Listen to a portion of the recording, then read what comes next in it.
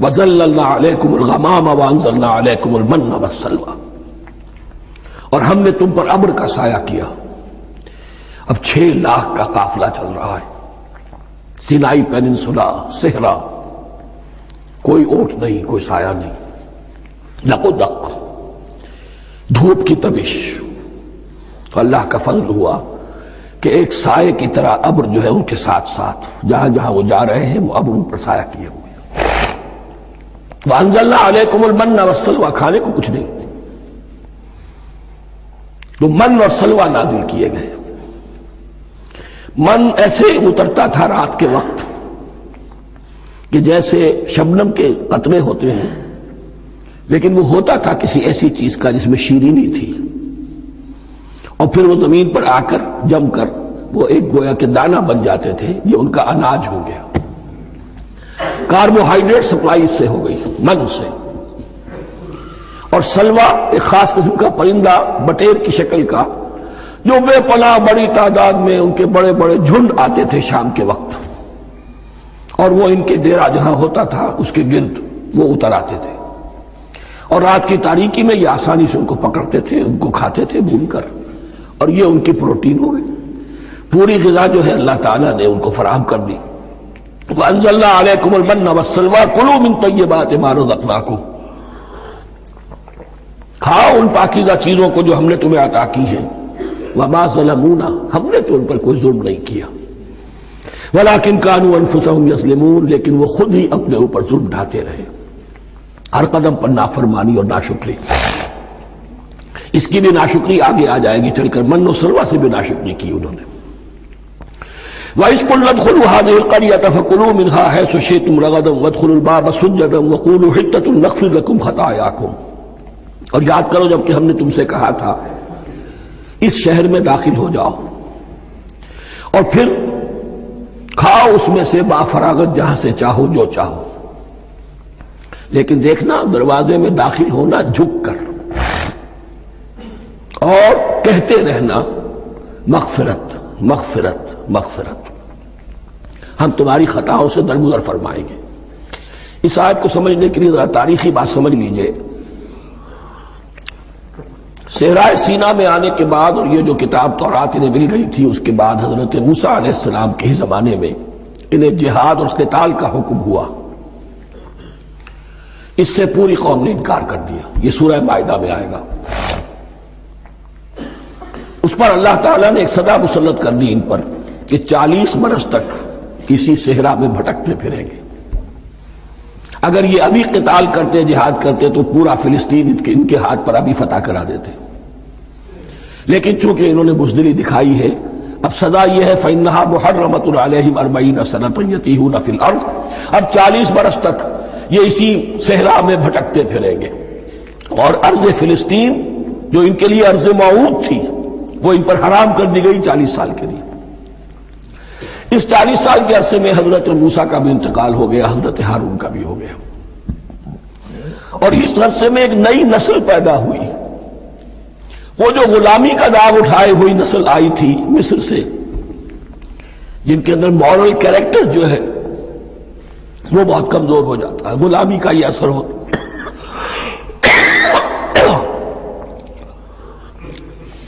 وہ پوری نسل ختم ہو گئی، نئی نسل اب پیدا ہوئی، 40 برس صحرا میں پیدا ہوئے، یہی پلے بڑھے، ان میں اب ایک جذبہ تھا۔ حضرت موسیٰ کے پھر جو خلیفہ تھے یوشع ابن نون، جوشوا، تورات میں ان کا نام جوشوا ہے، یوشع، ان کی سرکردگی میں اب بنی اسرائیل کی اس نئی نسل نے قتال کیا، جنگ کی، اور پہلا شہر جو فتح ہوا وہ اریحا۔ آج بھی وہ شہر جو ہے جیریکو جو آپ دیکھتے ہیں خبروں کے اندر آتا ہے بار بار، اریحا اس کا پرانا نام ہے، یہ شہر فتح ہوا، اس فتح کی بات کا تذکرہ ہو رہا ہے۔ یاد کرو جب کہ ہم نے تم سے کہا تھا اس بستی میں، اس شہر میں داخل ہو جاؤ فاتحانہ، اور پھر جو کچھ یہاں ہے، جو نعمتیں ہیں ان سے متمتع ہو، کھاؤ پیو، لیکن داخل ہونا سجدہ کرتے ہوئے، مراد کیا؟ جھک کر، یعنی ایسا نہ ہو کہ تکبر کی وجہ سے تمہاری گردنیں اکڑ جائیں، گردنیں جھکا کر اللہ کا احسان مانو، یہ نہ سمجھو کہ یہ فتح تم نے حاصل کی۔ اس کی تفسیر اصل میں نظر آتی ہے حضور کی شخصیت میں کہ جب فتح مکہ کے موقع پر مکے میں داخل ہوئے ہیں تو جس سواری پر آپ بیٹھے ہوئے تھے آپ کی پیشانی اس کی گردن کے ساتھ جڑی ہوئی تھی۔ یہ وقت ہوتا ہے جب کہ تکبر اور تعالی فاتح کی حیثیت سے آنا، اور بندہ مومن کے لیے یہی وقت ہے تواضع کا، جھکنے کا۔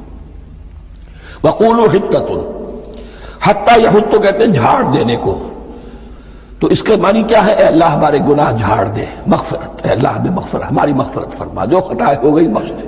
قولوا حِطَّةٌ، تمہاری زبان پر استغفار ہونا چاہیے، تمہاری گردنیں جھکی ہوئی ہونی چاہیے۔ نغفر لکم خطایاکم، اگر تم اس پر عمل کرو گے ہم تمہاری خطائیں جو ہیں انہیں معاف فرما دیں گے۔ وسنزید المحسنین، اور جو تم میں محسن ہوں گے انہیں اور بھی زیادہ دیں گے، اور انعام و اکرام آئیں گے۔ فبدل الذین ظلموا قولا غیر الذی قیل لہم، تو ان میں سے جو ظالم تھے، جو بد کردار تھے، انہوں نے بدل دیا، ایک اور قول اختیار کر لیا اس قول کی جگہ جو انہیں کہا گیا تھا حتہ حتہ، انہوں نے کہنا شروع کیا حنطہ حنطہ، ہمیں تو گیہوں چاہیے۔ یہ بعد میں ابھی آ جائے گا اگلے رکوع کے اندر کہ من و سلوہ سے ان کی طبیعتیں بھر گئی تھی ایک ہی چیز کھا کھا کے۔ اب وہ کہہ رہے تھے کوئی چیز ہمیں جو ہے زمین کی روئیدگی میں سے، پیداوار میں سے، تو وہ ان کے زبان پر انہوں نے مذاق اڑاتے ہوئے گویا کہ حضرت موسیٰ علیہ السلام کے ذریعے سے حکم ملا ہے، استہزاء کر رہے ہیں، حتۃ کی بجائے حنطۃ۔ فانزلنا علی الذین ظلموا رجزا من السماء بما كانوا یفسقون، تو جن لوگوں نے یہ حرکت کی تھی ان پر ہم نے آسمان سے ایک بہت بڑا عذاب نازل کیا۔ تورات سے معلوم ہوتا ہے کہ پلیگ آئی، اور جنہوں نے یہ حرکت کی تھی وہ سب کے سب ہلاک ہو گئے یریکو کے اندر، بما كانوا یفسقون، بسبب اس نافرمانی کے جو انہوں نے کی۔ وَإِذِ اسْتَسْقَىٰ مُوسَىٰ لِقَوْمِهِ فَقُلْ اضْرِب بِّعَصَاكَ الْحَجَرَ، اب یہ پھر سے رائے سیرہ کا واقعات آ رہے ہیں، ان میں ترتیب زمانی نہیں ہے۔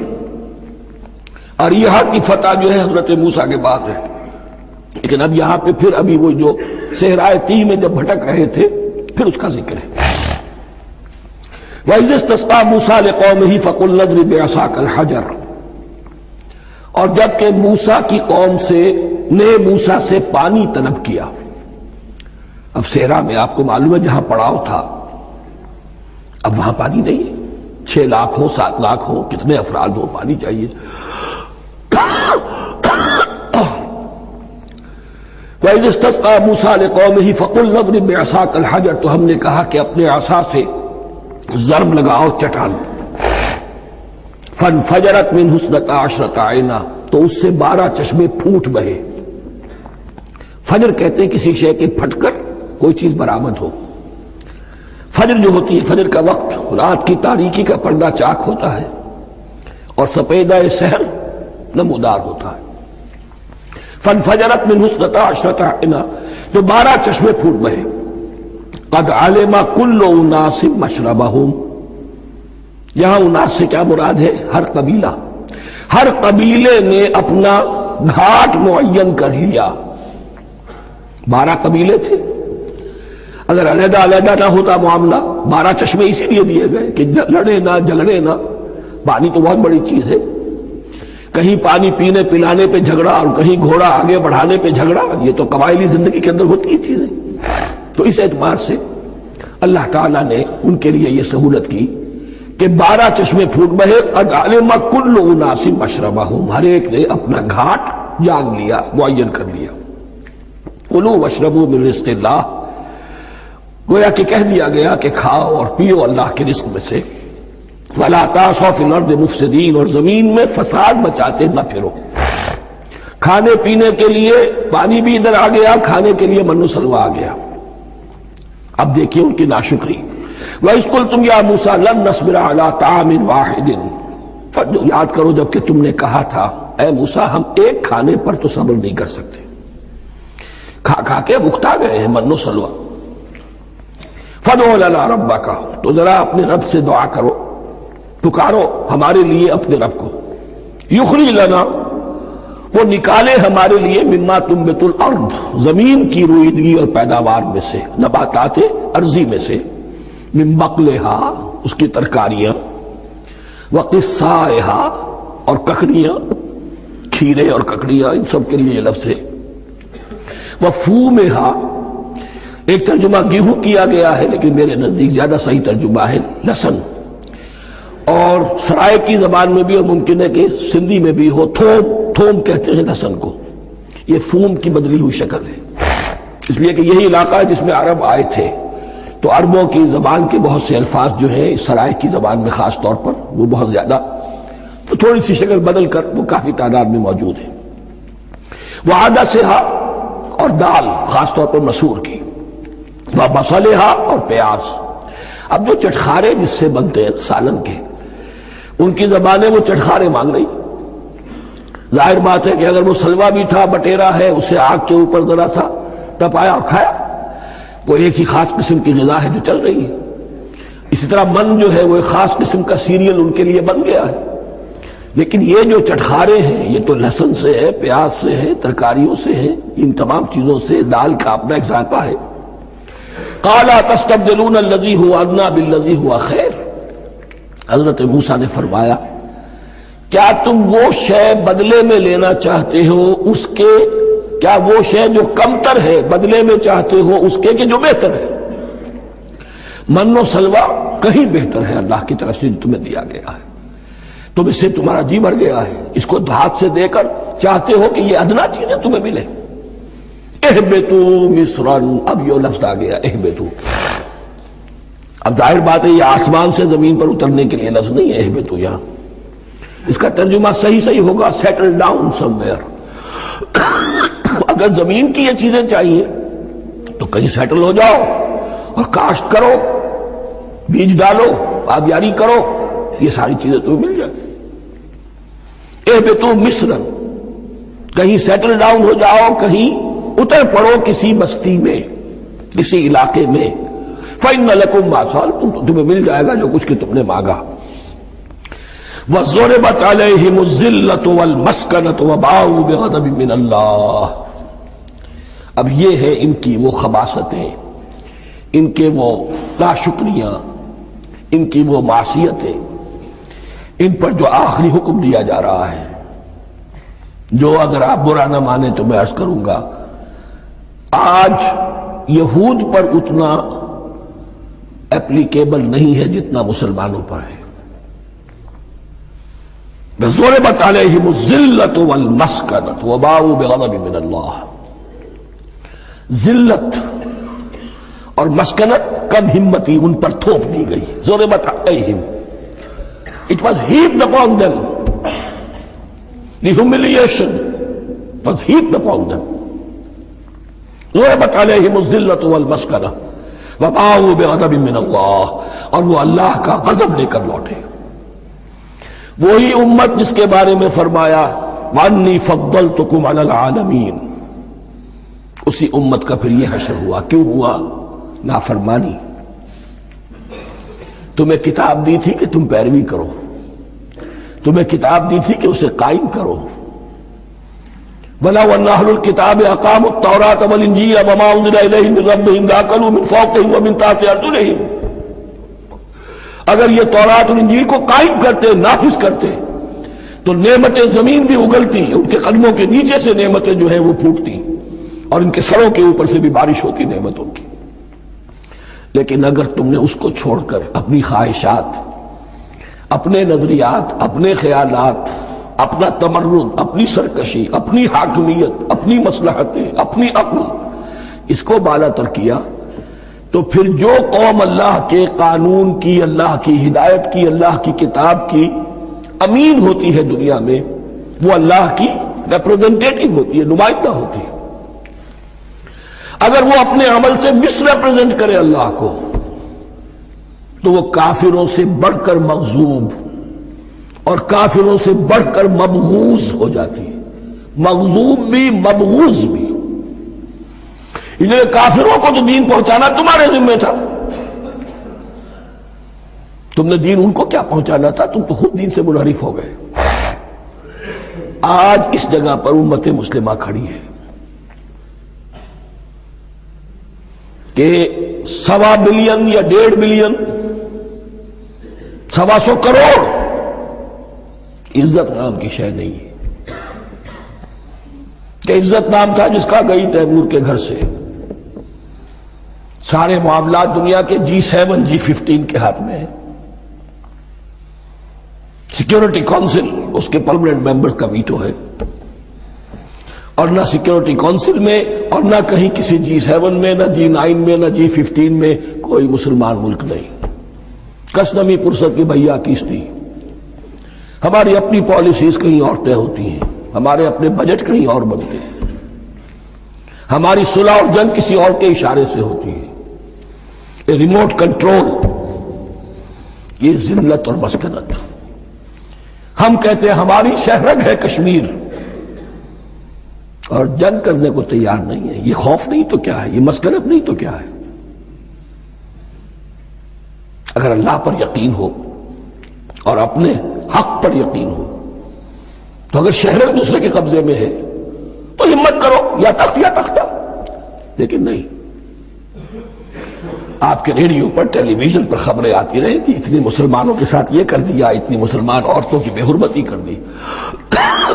لیکن یہاں ہم بیٹھے ہوئے اپنے اپنے دھندوں میں, اپنے اپنے کاروبار میں, اپنی اپنی ملازمتوں میں, اپنے اپنے کیریئرز میں. دنیا میں کیا کچھ ہو رہا ہے. بہرحال اس وقت یہ جو ہے, میں نے جیسا کہ عرض کیا تھا کہ یہ ہے تاریخ بنی اسرائیل کی, لیکن خوش طرح باشد کے سر دل براں گفت آیت در حدیث دیگراں. یہ ہمارا نقشہ ہے آج اس آیت میں. ضربت علیہم الذلۃ والمسکنۃ وباءوا بغضب من اللہ.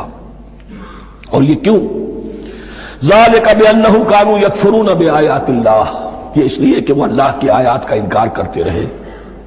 وَيَقْتُلُونَ النَّبِيِّينَ بِغَيْرِ الْحَقِّ, اللہ کے نبیوں کو ناحق قتل کرتے رہے. ہمارے ہاں بھی مجددین امت میں سے کتنے ہیں جو جیلوں میں ڈالے گئے, جن کو ایسی ایسی مار پڑی ہے کہ کہا جاتا ہے کہ ہاتھی کو بھی وہ مار پڑتی تو برداشت نہ کرتا. احمد ابن حنبل کے ساتھ کیا ہوا؟ ابو حنیفہ جیل میں انتقال کیا.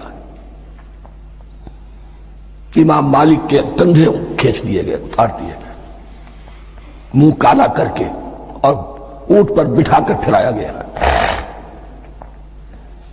امام دار الہجرہ شیخ احمد سرہندی جیل میں رہے. سید احمد بریلوی اور ان کے ساتھیوں کو خود مسلمانوں نے تہہ تیغ کیا ہے. بہرحال یہ داستانیں ہیں. اب نبی تو کوئی نہیں آئے گا, ان کے ہاں نبی تھے, ہمارے ہاں مجددین ہیں, علماء حق ہیں.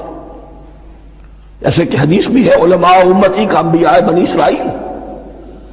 تو جو انہوں نے انبیاء کے ساتھ کیا ہم نے مجددین اور علماء کے ساتھ کیا. ذالک بما عصوا وکانوا یعتدون. اور یہ ہوا ان کی نافرمانیوں کی وجہ سے اور حد سے تجاوز کرنے کی وجہ سے. اللہ تعالیٰ تو ظالم نہیں, اللہ نے تو اونچا مقام دیا تھا, ہمیں بھی خیر امت قرار دیا. کنتم خیر امت اخرجت للناس تأمرون بالمعروف وتنہون عن المنکر وتؤمنون باللہ. اب اگر ہم نے وہ اپنا مشن چھوڑ دیا تو ذلت اور مسکنت وہ ہمارا مقدر بن گئی. اللہ کا قانون اور اللہ کا عدل بے لاگ ہے, وہ فرام امہ ٹو امہ چینج نہیں ہوتا. سنت اللہ جو ہے لن تجد لسنت اللہ تحویلا ولن تجد لسنت اللہ تبدیلا. اللہ کی سنت بدلتی نہیں. بنی اسرائیل کا جو حشر ہوا آج وہ ہمارا ہو رہا ہے. بہرحال اس پر میری جو کتاب ہے سابق اور موجودہ مسلمان امتوں کا ماضی حال اور مستقبل, اس کا مطالعہ کیجیے. اب آ گئی وہ آیت کہ جس سے استدلال کیا گیا ہے کہ ایمان بالرسالت نجات کے لیے ضروری نہیں ہے.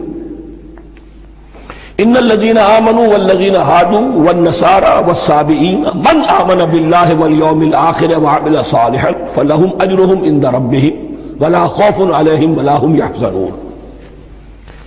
یقیناً جو لوگ ایمان لائے, اور اس سے مراد ہے جو ایمان لائے حضور پر, محمد پر صلی اللہ علیہ وسلم, والذین ہادوا اور جو یہودی ہو گئے, والنصارى اور